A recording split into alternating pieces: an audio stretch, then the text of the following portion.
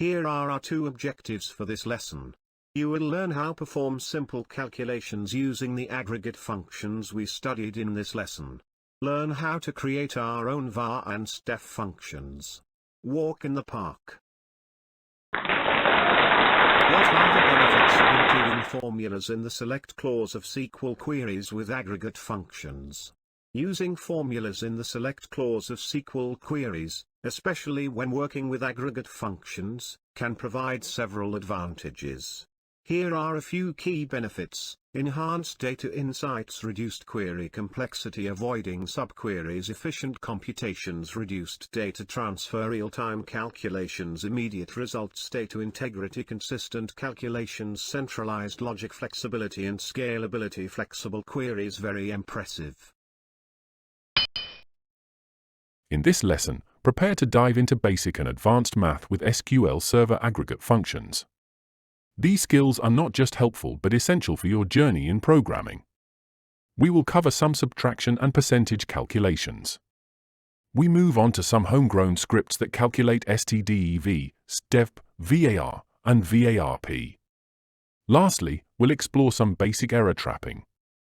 Don't worry, it's straightforward. Once you've mastered these techniques, you'll be able to ensure your queries can recover from any error with ease. Let's start by quickly reviewing the statistical function standard deviation and variance. Here is a quick review. Here are the basic steps. We will use them to create our own versions of var, p, and stdev, p. Hope results match to those generated by the aggregate function. Steps to calculate varp. Calculate the average for the value in the data set. For each member in the dataset, subtract the average and square the results. Add them all up and divide the result by the population count, number of data elements. This is varp. Var uses n(1) elements. Steps to calculate stdev step. Take the square root of the variance var of varp. Although SQL Server has its own stdev, step, var, and varp functions, it is good practice to create your own so you understand the steps involved in generating these statistical values.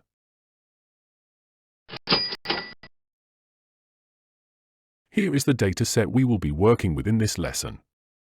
It is the same one we used in prior lessons. That's right, the old power plant table data scenario. This table variable is used to store information about valve failures, including details such as the year, plant, location, manufacturer, valve type, and the number of failures. Here's a detailed explanation of each part of the table variable declaration. Declare statement. Declare at valve failures table. This statement declares a table variable named at valve failures. A table variable is used to temporarily store a set of rows in memory that you can manipulate within your TSQL code. Table columns definition. The columns defined within the table variable provide the structure and data types for the data it will store. Column definitions. Cal_year char for not null. This column stores the calendar year as a fixed-length character string with a length of 4 characters. Char for specifies that the column is a fixed-length character string with exactly 4 characters. Not null indicates that this column cannot contain null values. Plant char 16 not null. This column stores the name or identifier of the plant as a fixed-length character string with a length of 16 characters. Char I16 specifies that the column is a fixed-length character string with exactly 16 characters. Not null indicates that this column cannot contain null values. Location char 16 not null. This column stores the location within the plant as a fixed-length character string with a length of 16 characters. Char I16 specifies that the column is a fixed-length character string with exactly 16 characters. Not null indicates that this column cannot contain null values. Manufacturer char 16 not null. This column stores the name of the valve manufacturer as a fixed-length character string with a length of 16 characters. Char I16 specifies that the column is a fixed-length character string with exactly 16 characters. Not null indicates that this column cannot contain null values. Valve varchar 8 not null. This column stores the type or model of the valve as a variable length character string with a maximum length of 8 characters. Varchar 8 specifies that the column is a variable length character string with a maximum length of 8 characters. Not null indicates that this column cannot contain null values. Failures int not null. Failures. This column stores the number of valve failures as an integer. Int specifies that the column is an integer. Not null indicates that this column cannot contain null values. Practical example. Imagine you need to keep track of valve failures in different plants, including details about the year, location, manufacturer, valve type, and the number of failures. The table variable at valve failures is designed to store this information temporarily within your TSQL code for further processing, analysis, or reporting. Example use case.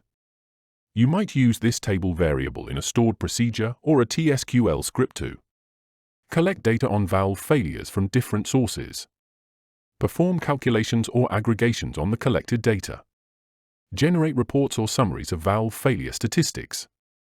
Here are some key takeaways. Temporary storage. Table variables provide a way to store temporary data in memory for the duration of a TSQL script or stored procedure. Fixed and variable length columns. The table includes both fixed length, char, and variable length, varchar, character columns to accommodate different types of data. Enforcing data integrity. The not null constraints ensure that essential data is always present in each row. This table variable structure is well suited for capturing and analyzing detailed information about valve failures, enabling you to perform various operations on the data within your TSQL scripts. Example 1. Understanding the TSQL query for calculating valve failure statistics by manufacturer. Let's break down a TSQL query that calculates each manufacturer's maximum, minimum, and difference in valve failures. Practical example.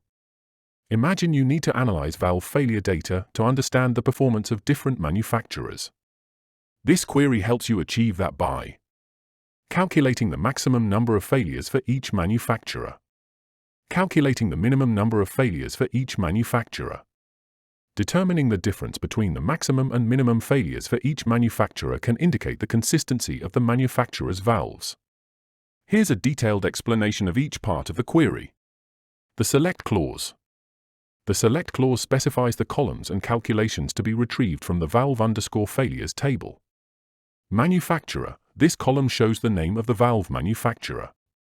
Max failures, AS, max_failures, calculates the maximum number of failures for each manufacturer and labels it as max_failures. Minute failures, AS, min_failures, calculates each manufacturer's minimum number of failures and labels it as min_failures. Max failures, minute failures, AS, delta_failures, calculates the difference between the maximum and minimum number of failures for each manufacturer and labels it as delta_failures. The from clause. From valve_failures specifies the source table for the data, which is the valve_failures table. The group by clause. Group by, a manufacturer, groups the results by the manufacturer column, ensuring that the calculations are performed for each manufacturer individually. The go command. The go command signals the end of the batch of transact SQL statements. Let's check out the results of this query in the next clip.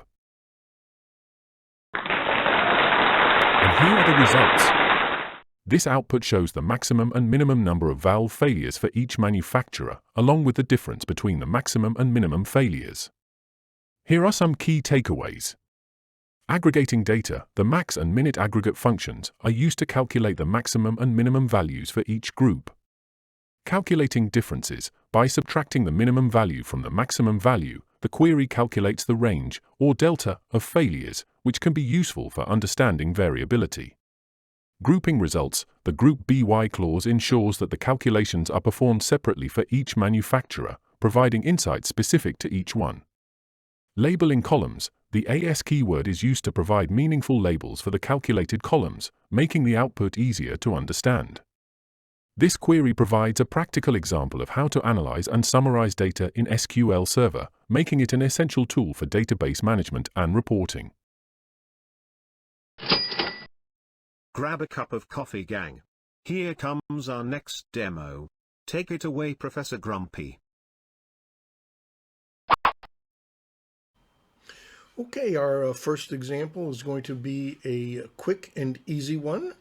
Just some basic subtraction and math. Okay, we're going to use the plant database and the valve failures table. Okay, our plant database can be created in, if you download the script, again, as a reminder, from my website, you can create the databases we use in our examples and load them. Here's our valve failures table right here. Let's just scroll up a little bit. And we've got some date columns and plant information columns in the failures.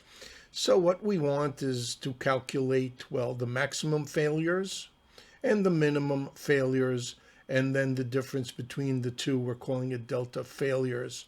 And we need to group by manufacturer because we want to see overall failures by manufacturer. So we execute the query, very simple query, 5 rows, and we see that, gee, all the manufacturers have pretty much the same values, maximum failures of 5 and minimum failures of 1. So that's the introduction to some basic math with our aggregate functions. Let's take a look at example 2 in our next clip. Understanding the TSQL script for data conversion and avoiding division by zero. Consider a scenario where you must calculate various averages and percentages of valve failures for different manufacturers. This script helps you achieve that by 1. Converting and calculating averages using different methods. 2. Calculating the percentage difference between maximum and minimum failures, ensuring no division by zero errors occur. Let's examine the provided TSQL script, which handles data conversion and calculates percentages while avoiding division by zero errors. Here's a detailed explanation of each part of the script. Select clause. Convert, decimal, 5-2, average, failures, AS/AVG_failures, converts the result of average, failures, to a decimal with 5 digits and 2 decimal places. Labels this column as AVG_failures. Average, convert, decimal, 5-2, failures, AS/AVG_failures, converts each failure value to a decimal and then calculates the average. Labels this column as AVG_failures. Convert, decimal, 5-2, sum, failures, convert, decimal, 5-2, count, failures, as AVG_failures_calc. Converts the sum of failures and the count of failures to decimals. Divide the converted sum by the converted count to calculate the average. Labels this column as AVG_failures_calc. From clause. From valve_failures, specifies the valve_failures table as the data source. Issues with data conversion. Different methods of calculating the average can lead to slightly different results due to the order of operations and precision of conversions. Inconsistent conversion methods can lead to confusion or errors in interpretation. Here is the second query. Select clause. Manufacturer. This column shows the name of the valve manufacturer. Max, failures, AS_max_failures, calculates the maximum number of failures for each manufacturer and labels it as max_failures. Minute, failures, AS_min_failures, calculates the minimum number of failures for each manufacturer and labels it as min_failures. Case, END block AS%_delta_failures. Case when max, failures, 0 then max, failures, minute, failures, max, failures, else null end as %_delta_failures. Checks if the maximum number of failures is greater than 0. If true, calculates max, failures, minute, failures, max, failures. If false, returns null.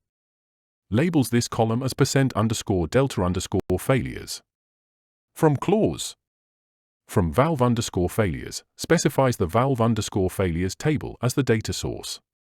Group BY clause. Group BY, manufacturer, groups the results by the manufacturer column. Issues with division by zero. Division by zero results in an error in SQL Server. To avoid this, the query checks if the denominator, max failures, is greater than 0 before performing the division. The case statement ensures that if max failures is 0, the calculation does not proceed, and null is returned instead.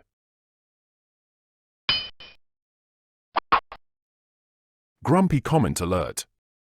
Here are the results. It looks like, in this case, there were no divide by zero issues. Here are some key takeaways.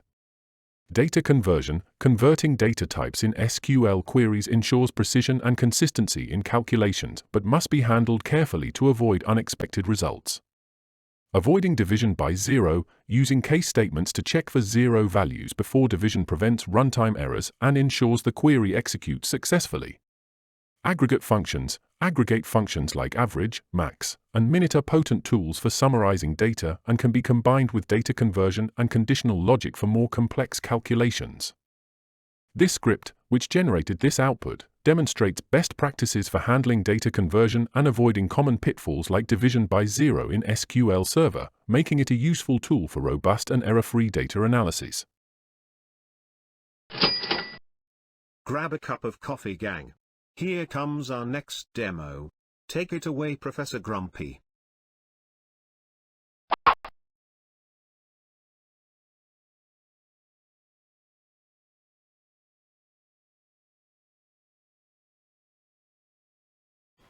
Okay, our second example will get a little bit interesting.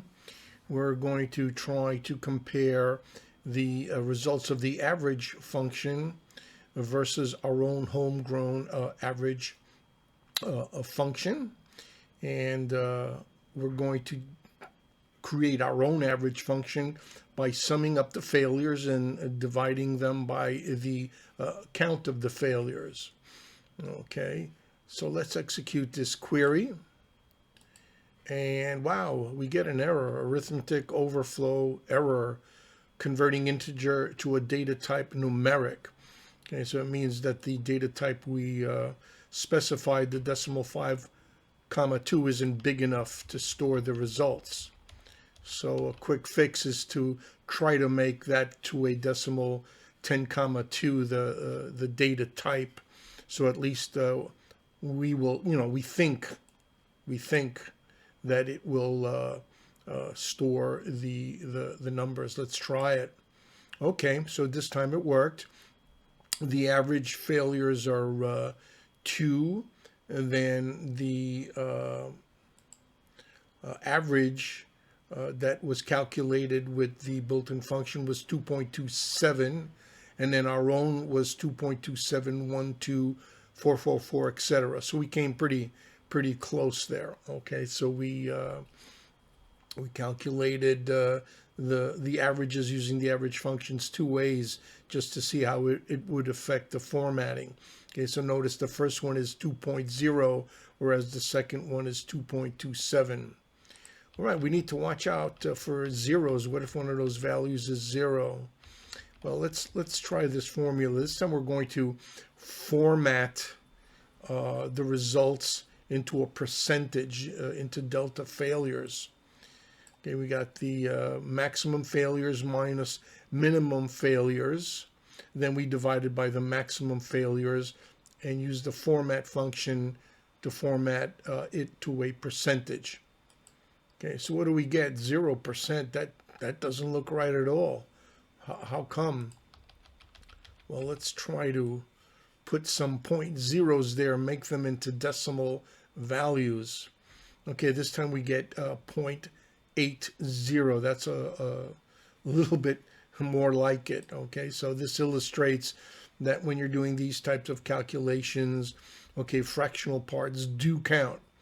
If you do not include them, you're going to get, well, pretty bad results.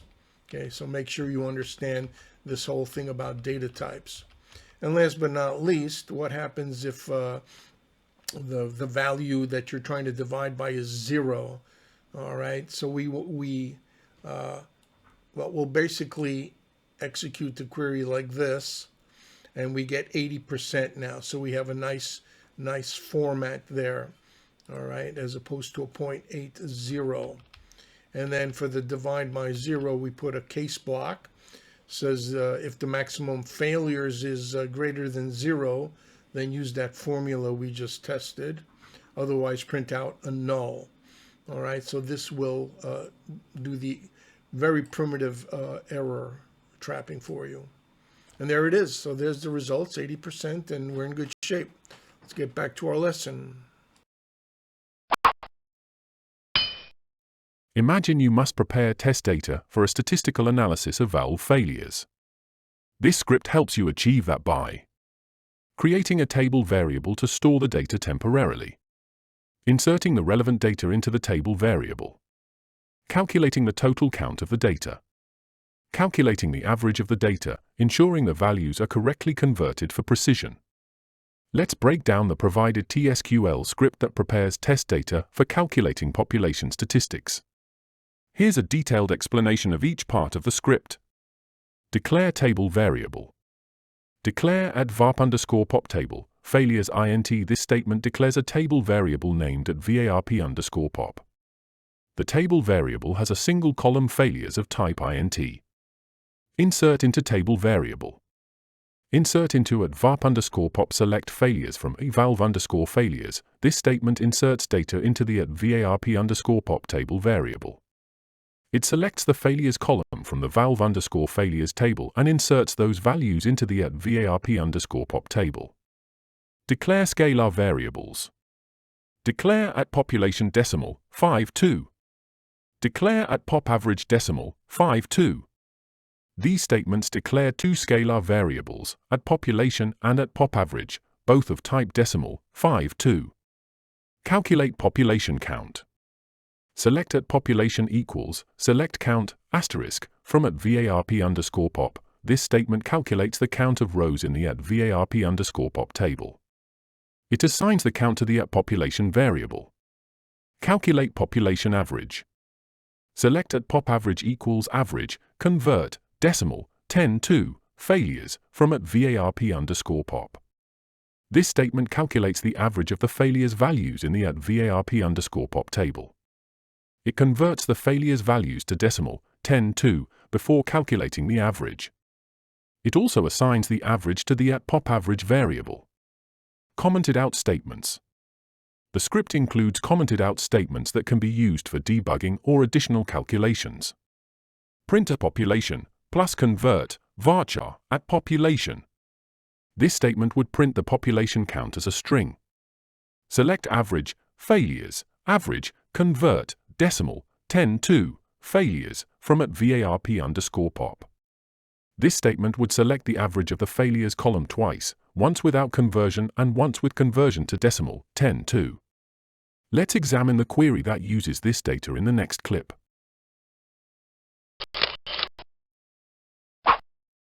We are going to use a CTE and calculate our own VARP. Imagine you need to manually calculate the variance of valve failures and use built-in functions to ensure accuracy and understanding of the process. This script helps you achieve that by a CTE is used to calculate the squared differences and sum them up manually.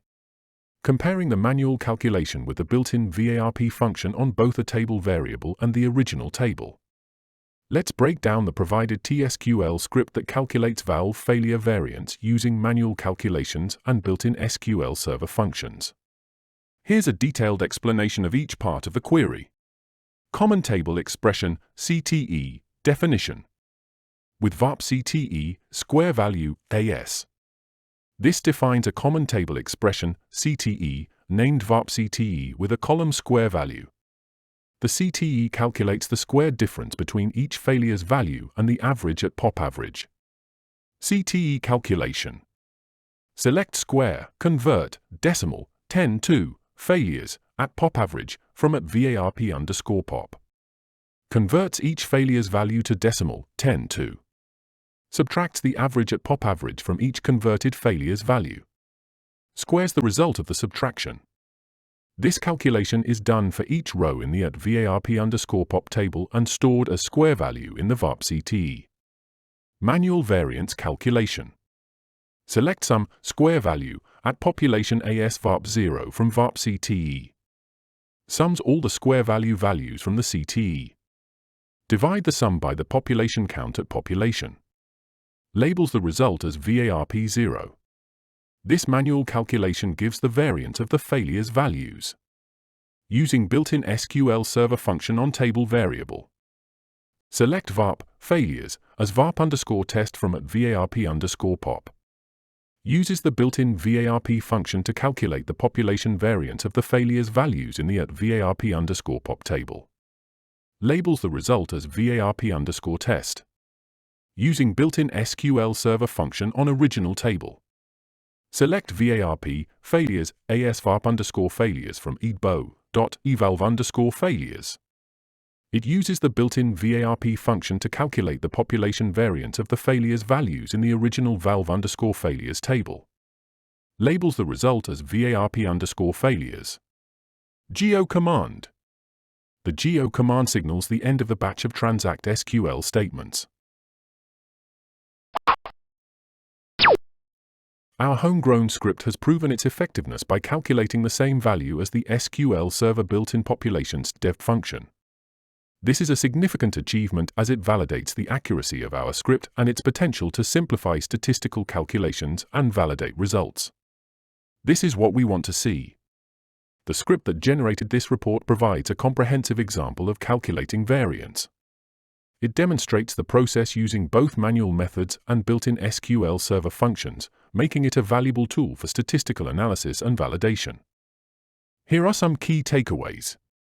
Using CTEs, common table expressions, CTEs simplify complex queries by breaking them into manageable parts, making them easier to understand and maintain. Manual variance calculation. Manually calculating variance involves computing the squared difference from the mean for each value, summing these squared differences, and then dividing by the count of values. Built-in functions. SQL Server provides built-in functions like VARP to simplify statistical calculations, ensuring accuracy and efficiency. Comparing results. Comparing manual calculations with built-in functions helps validate the accuracy of the results and deepens understanding of the statistical measures.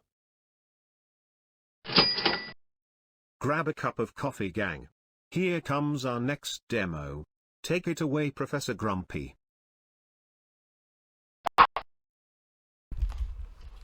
Okay, let's try to roll our own variance here. Recall from the clip, we're going to use a temporary table called varp_pop for population. And it has one column, failures as an integer, or optionally I commented out failures as a decimal 5,2. So we're going to select all of the failures from the valve failures table. There's 45,000 of them. How's that? So we're going to insert them into that table variable.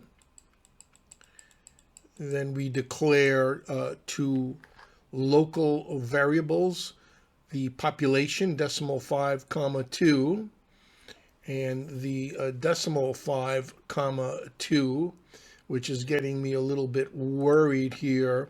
I'm just going to make these 10 so that this doesn't crash on us.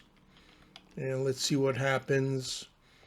So we select the count from our table variable, and we insert it into the population variable. And then we're going to compute the average of the failures. All right, and we're going to insert them into the pop avg variable. Have some debug statements there in case something goes wrong. And there's our CTE varp.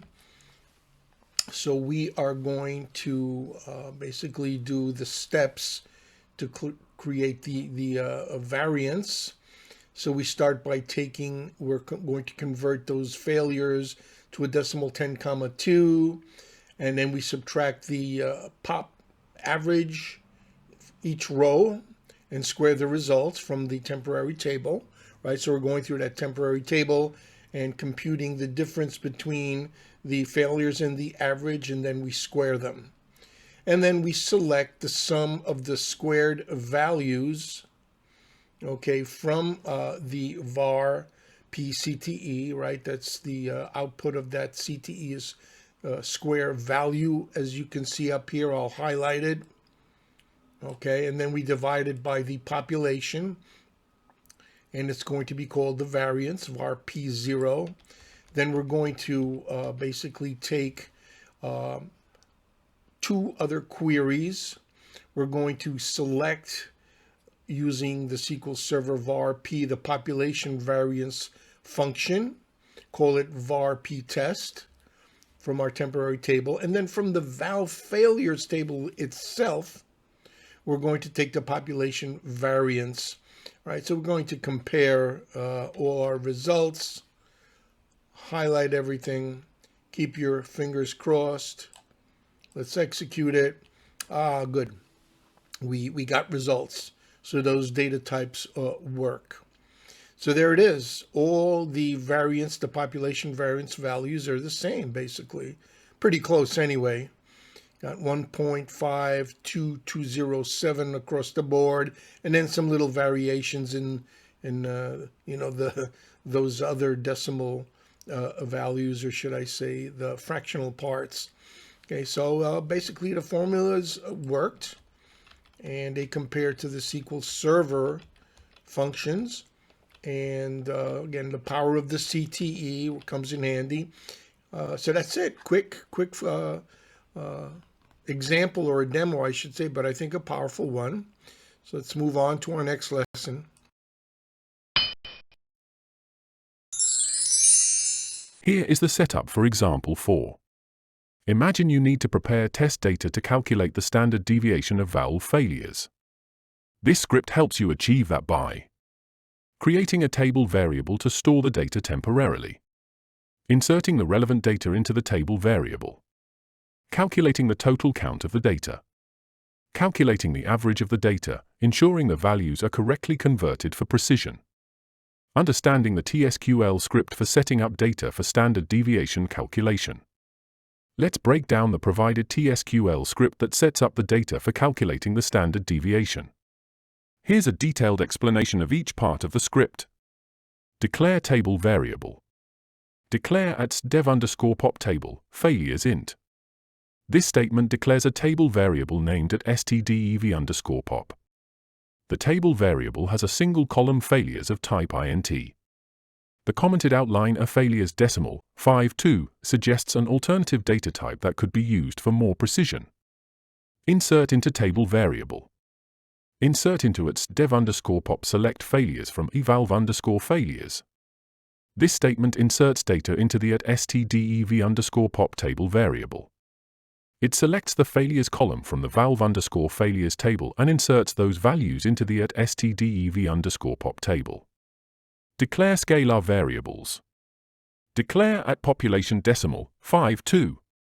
Declare at pop average decimal 52. These statements declare two scalar variables, at population and at pop average, both of type decimal 52. These variables will be used to store the population count and the average number of failures. Calculate population count. Select at population equals, select count, asterisk, from at stdev_pop. This statement calculates the count of rows in the at stdev_pop table. It assigns the count to the at population variable. Calculate population average. Select at pop average equals average, convert, decimal, 10 to, failures, from at stdev_pop. This statement calculates the average of the failures values in the at stdev_pop table. It converts each failure value to decimal, 10 to, before calculating the average. It assigns the average to the at pop average variable. Let's look at the query that uses this data next.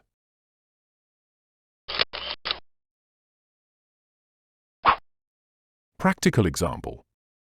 Imagine you need to manually calculate the standard deviation of valve failures and use built-in functions to ensure accuracy and understanding of the process.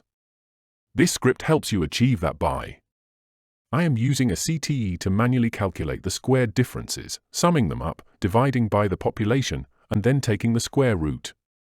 I compared the manual calculation with a built-in step function on both a table variable and the original table. Understanding the TSQL query for calculating standard deviation.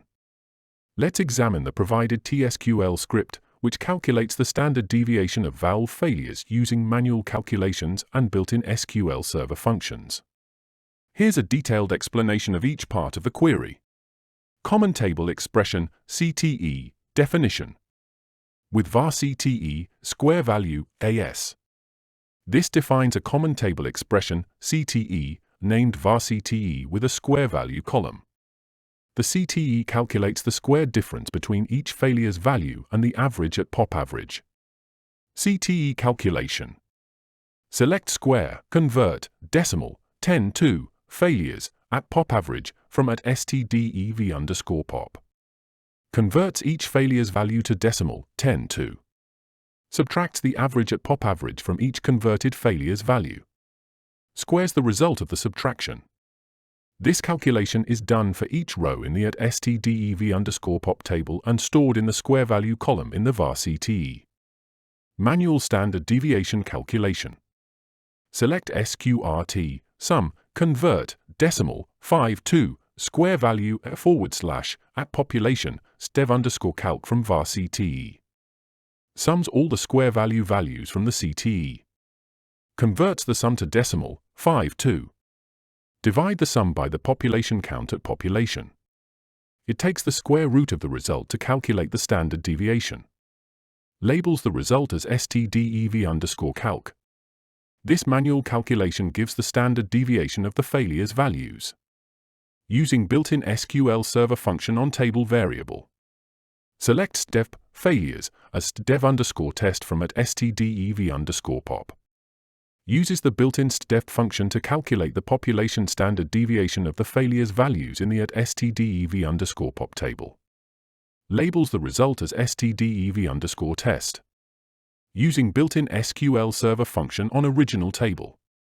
Select step failures as dev_failures from evalve_failures.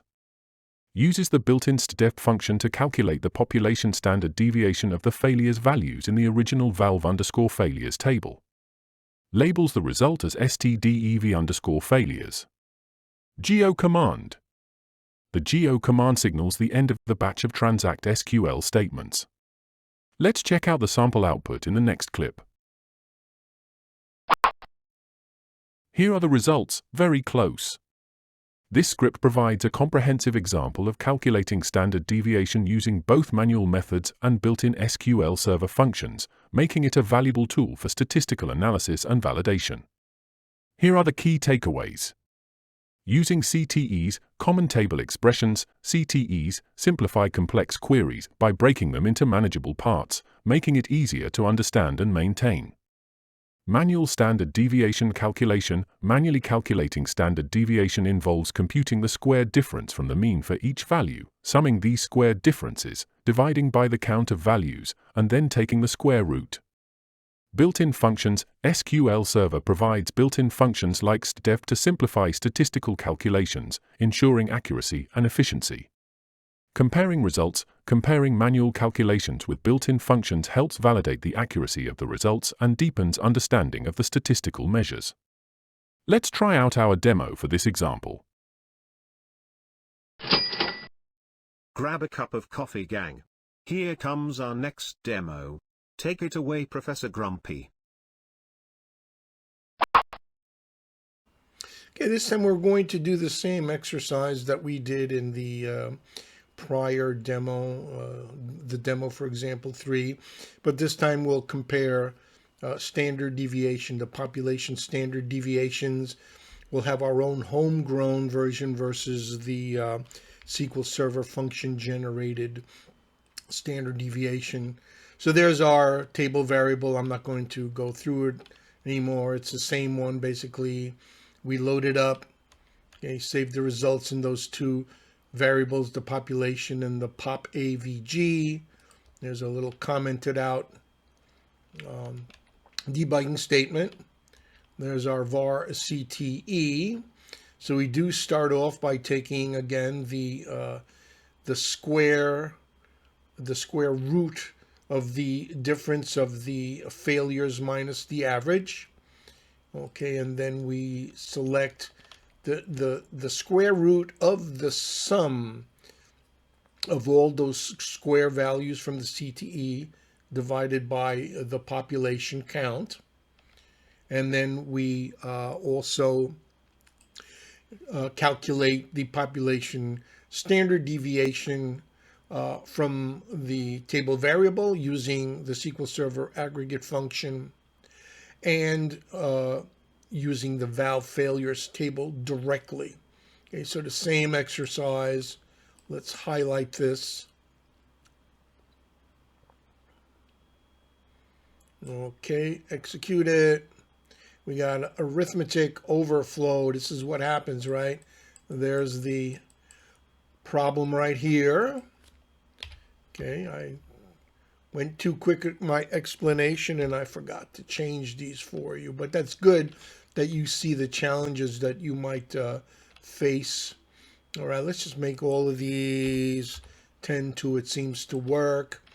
Right, it's a little trial and error here when you do these, but that's the important takeaway from this demo. Besides, the formulas, is data types are very important. You need to understand your data. Okay, so let's execute it again. Okay, let's see. Let's hope it works, and it does. And there you go. Standard deviation, right, for the population, 1.2325, almost across the board. Okay, the second two is 1.233. Those are from the SQL Server functions themselves. So we're a bit off, just slightly off, and maybe we can say that that's because of the the decimal types, a little error, rounding off errors. I was going to say. You know what, just for fun, let's do this. Let's comment this out. And let's use this. Right? In our table variable, we'll change the data type of the failures column to decimal 10, comma 2. Let's see what happens here. Let's execute it. So what do we get? We still get the same results, but oh well. For our purposes, close enough. Okay, let's go back to our lessons. Here is the data setup for example 5. Imagine preparing test data to calculate the sample standard deviation of valve failures. This script helps you achieve that by 1. Creating a table variable to store the data temporarily. 2. Inserting the relevant data into the table variable. 3. Calculating the total count of the data, adjusted for sample size. 4. Calculate the data's average, ensuring the values are correctly converted for precision. Understanding the TSQL script for setting up data for sample standard deviation calculation. Let's break down the provided TSQL script that sets up the data for calculating the sample standard deviation. Here's a detailed explanation of each part of the script. Explanation. Declare table variable. Declare at dev_pop table, failures int. This statement declares a table variable named at stdev_pop. The table variable has a single column failures of type int. Insert into table variable. Insert into its dev_pop select failures from evalve_failures. This statement inserts data into the at stdev_pop table variable. It selects the failures column from the valve_failures table and inserts those values into the at stdev_pop table. Declare scalar variables. Declare at population decimal 5.2. Declare at pop average decimal 5.2. These statements declare two scalar variables, at population and at pop average, of type decimal 5.2. These variables will be used to store the population count and the average number of failures. Calculate sample size, n1. Select at population equals, select count, asterisk, from at stdev_pop1. This statement calculates the count of rows in the at stdev_pop table. It subtracts 1 from the count to adjust for the sample size, n1, used in the sample standard deviation calculation. It assigns the adjusted count to the at population variable. Calculate population average. Select at pop average equals average, convert, decimal, 10 to, failures, from at stdev_pop. This statement calculates the average of the failures values in the at stdev_pop table. It converts each failure value to decimal, 10 to, before calculating the average. It assigns the average to the at pop average variable. Let's check out the query next. Here is our CTE query that will access the test data. Imagine you need to manually calculate the sample variance of valve failures and use built-in functions to ensure accuracy and understanding of the process. This script helps you achieve that by: I am using a CTE to manually calculate the squared differences, summing them up and dividing them by the sample size. I compared the manual calculation with a built-in VAR function on both a table variable and the original table. Understanding the TSQL query for calculating sample variance. Let's break down the provided TSQL script that calculates the sample variance of valve failures using manual calculations and built-in SQL server functions. Here's a detailed explanation of each part of the query. Common table expression, CTE, definition. With var CTE, square value, AS. This defines a common table expression, CTE, named var CTE with a column square value. The CTE calculates the squared difference between each failure's value and the average at pop average. CTE calculation. Select square, convert, decimal, 10 to, failures, at pop average, from at stdev_pop. Converts each failure's value to decimal, 10 to. Subtracts the average at pop average from each converted failure's value. Squares the result of the subtraction. This calculation is done for each row in the at stdev_pop table and stored as square value in the var CTE. Manual variance calculation.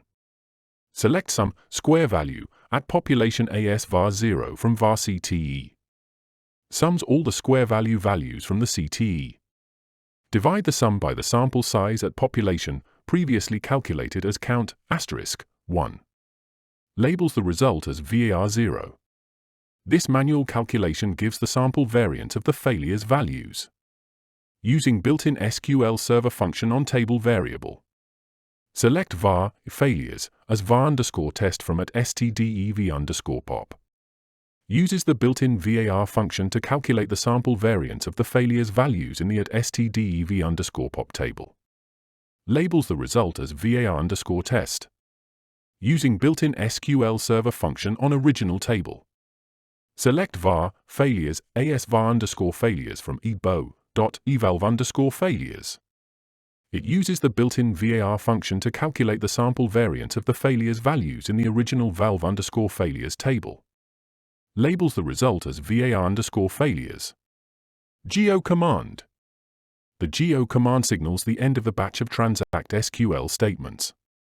Let's check out the output in the following clip. Here are the results. It worked again. The results match. As can be seen, we got results of 8.99 across the board. The formula works and matches SQL Server's VAR function. Try converting this example query so it generates the population variance. Onto our demo. Grab a cup of coffee, gang. Here comes our next demo. Take it away, Professor Grumpy. Okay, in example 5, it's going to be a quick and easy one. What we did in example 3, we calculated the variance, the population variance. That means we took into account all of the values.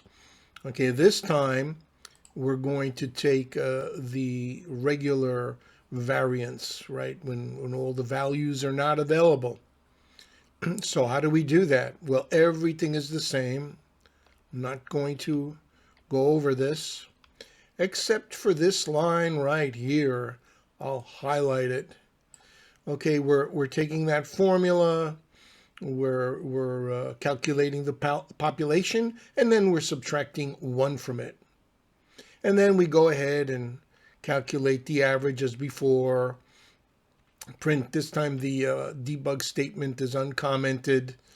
We're selecting the average of failures there, that second debug statement, just to compare average of failures using the average function when we just use the failures integer data type, and when we convert it to a decimal comma 2 to see what the difference is. There's our CTE, basically the same.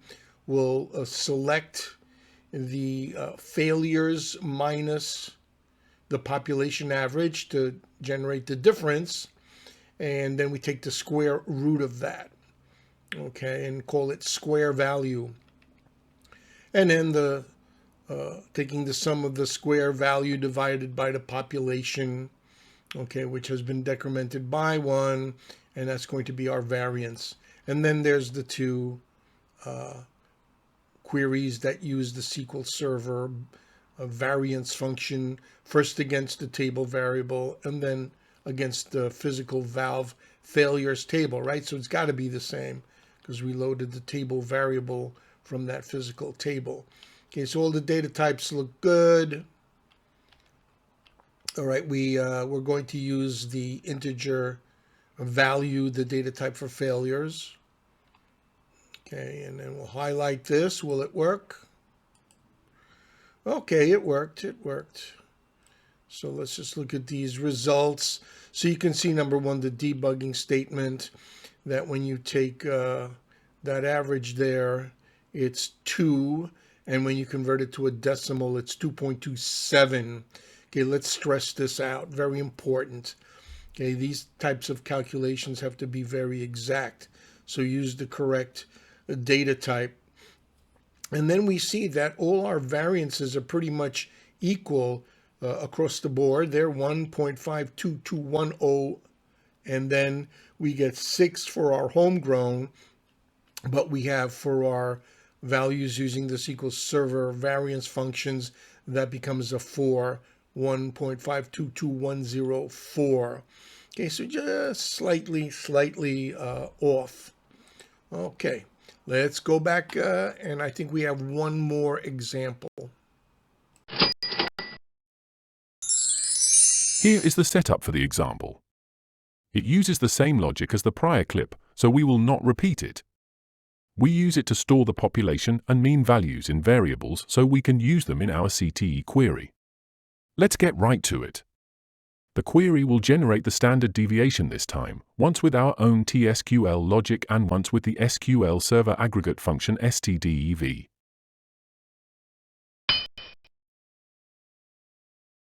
Once again, we use the CTE, which comes in handy. Imagine you need to manually calculate the sample standard deviation of valve failures and use built-in functions to ensure accuracy and understanding of the process. This script helps you achieve that by 1. Using a CTE to manually calculate the square differences, summing them up, dividing by the sample size, and then taking the square root. 2. Comparing the manual calculation with a built-in stdev function on both the table variable and the original table.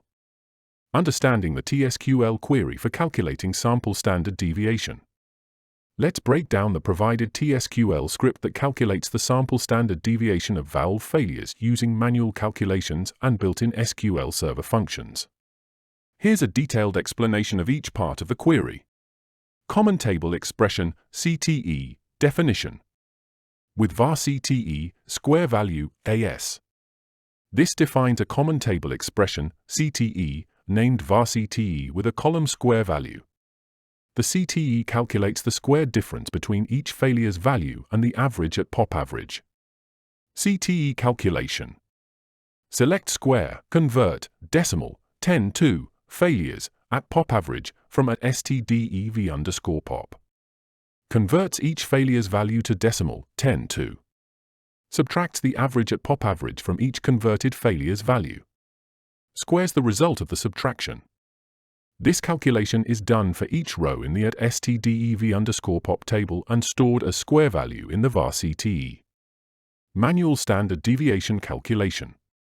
Select SQRT, sum, convert, decimal, 5 to, square value @ population asdev_calc from var CTE. Sums all the square value values from the CTE. Converts the sum to decimal, 5 to. Divide the sum by the sample size at population, previously calculated as count *1. It takes the square root of the result to calculate the standard deviation. Labels the result as stdev_calc. This manual calculation gives the sample standard deviation of the failures values. Using built-in SQL server function on table variable. Selects dev failures as dev_test from @stdev_pop. Uses the built-in stdev function to calculate the sample standard deviation of the failures values in the @stdev_pop table. Labels the result as stdev_test. Using built-in SQL server function on original table. Selects dev failures as dev_failures from edbo.evalve_failures. Uses the built-in stdev function to calculate the sample standard deviation of the failures values in the original valve_failures table. Labels the result as stdev_failures. 1.go command. The go command signals the end of the batch of transact SQL statements. Here's a sample of what the output might look like in the following clip.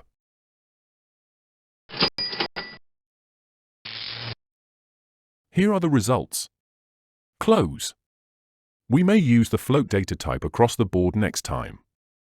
I suggest you download this script from my website and play around with it. See how close you can get to having both results equal.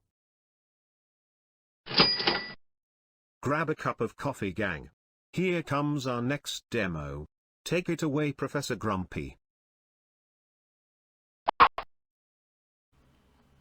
Okay, here's our last demo. And we are going to now calculate the standard deviation two ways when the entire set of data is not available, right? It's not the population standard deviation, but the plain vanilla standard deviation. All right, everything again is the same as example 4, right? We'll just scroll through all these. Let's make our change here, though, before we get that nice red error message that we all love. Might as well change it here too, even if it's commented out. Everything is the same. Everything is the same except for this line. We now deduct or subtract 1 from the calculated population, right? Select count star from the table variable and deduct 1 from the results and store it in the population variable. Okay, population average, same thing. Everything is the same. There's our CTE that just does the standard, again, formula 3 ways. One is our homegrown, right? Again, take the difference between the failures and the average, and then square it. And then in the CTE query, we take the square root of the sum of the square values divided by the population. Okay, so we're actually taking the square root of the sum first, and then the results are divided by population. So you got to look at those parentheses very close. There's a kind of a nice feature here that when you put your mouse pointer behind a parentheses and then back at one space, it'll highlight the opposite end of the opposite parentheses there. So you can make sure that your placement of these parentheses are correct. And there's the 2 standard deviation functions, Microsoft functions against first the table variable and then the valve failures table just as a comparison. So let's see what we get. Highlight everything. Okay, this is very, very simple now, I think you'll agree. And hopefully all our values are the same. and they pretty much are 1.23256 versus 1.2337, so fairly close. Okay, they probably could have been better, but we'll take it for now. So I think you understand how all this works now. And let's see, just going all the way down, that's the end of our demos. So let's wrap up this lesson. In this last lesson, we performed basic math with aggregate functions and then created our stdev, step, var, and varp scripts using TSQL. We looked at some examples that performed basic subtractions and percentages with the aggregate functions. These were implemented as straightforward formulas in the select clause, designed to instill confidence in your TSQL skills. We also discussed some basic error trapping techniques to avoid problems, such as when a formula attempts to divide a value by 0. Last but not least, we developed our logic to calculate standard deviation and variance, both for the entire population of data and for part of the population of data when the whole set is not available or known. Let's see what's on deck for homework.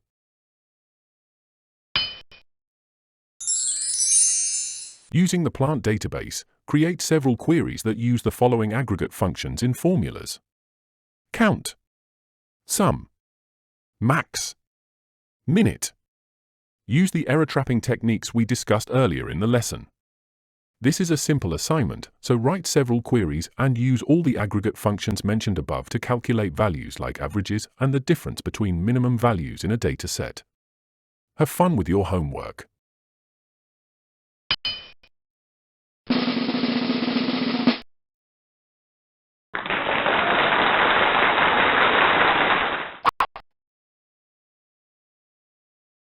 Our upcoming lesson, Lesson 10, will delve into the intricacies of the scripts you need to execute to load some of the more extensive and interesting tables, which are used to store historical plant valve failure data. Some trick logic is used to derive random failure values that look pretty realistic. I recommend that you not only run the scripts to load the table data but also review the logic, as this will help you generate your own test data, especially when you need large volumes of test data to test your queries and perform performance stress testing.